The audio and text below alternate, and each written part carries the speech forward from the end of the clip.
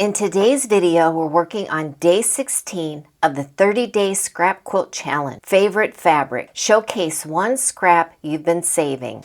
Hi, I'm Jackie of Junk Gal 63 Studio, and here we do all things with scrap fabric. Our block for today is the Little Boxes frame block, created by renowned quilter Lynne Goldsworthy. It's the perfect pattern for highlighting that one scrap you've been saving for just the right moment. Maybe it's sentimental, maybe it's pretty, or maybe it's just been calling your name from the scrap bin. Today it gets to shine. For each day in this challenge, a new prompt helps you to try something new and experiment with your scraps. You'll find the free prompt sheet linked in the description box below. Each block in this series finishes at 12 inches.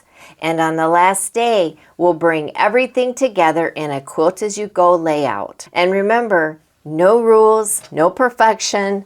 Let's get started. It was hard to pick a favorite fabric from this pile.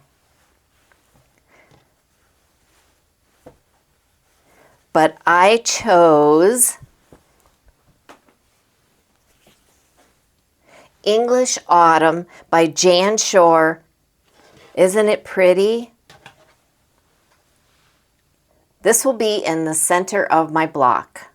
Let's go over the materials you'll need for this challenge. First, your favorite scrap. You'll need 4 3.5-inch squares. For the second fabric to frame out your blocks, you're going to need 4 2-inch by 3.5-inch rectangles and 4 2 by 6.5-inch rectangles.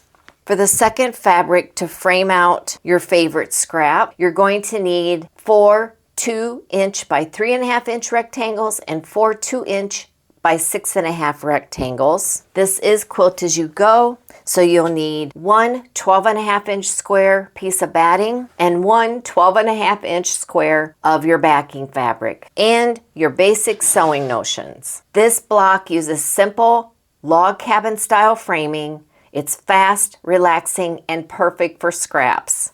Let's lay out the blocks. You'll take your favorite fabric, and then we need to frame those out, and you'll just lay your fabric pieces together like this, and you will sew these together like that. And you could go ahead and lay those on there so that we can take these to the sewing machine. It'll be a 1/4-inch seam allowance. So easy, right? I'll go do that.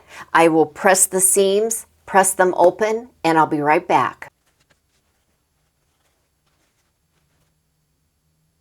Now we're ready to add the other border. You can add it just like this, the same color, or you can mix it up. And I'm just going to go like this, this.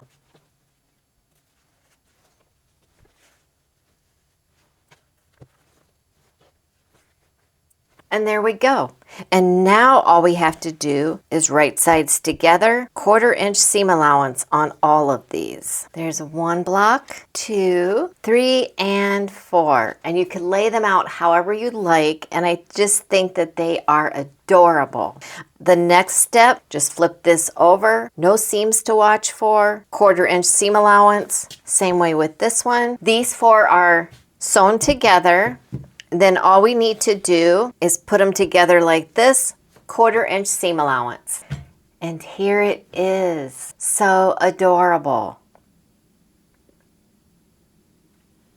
I just love this. Time for our batting and our backing.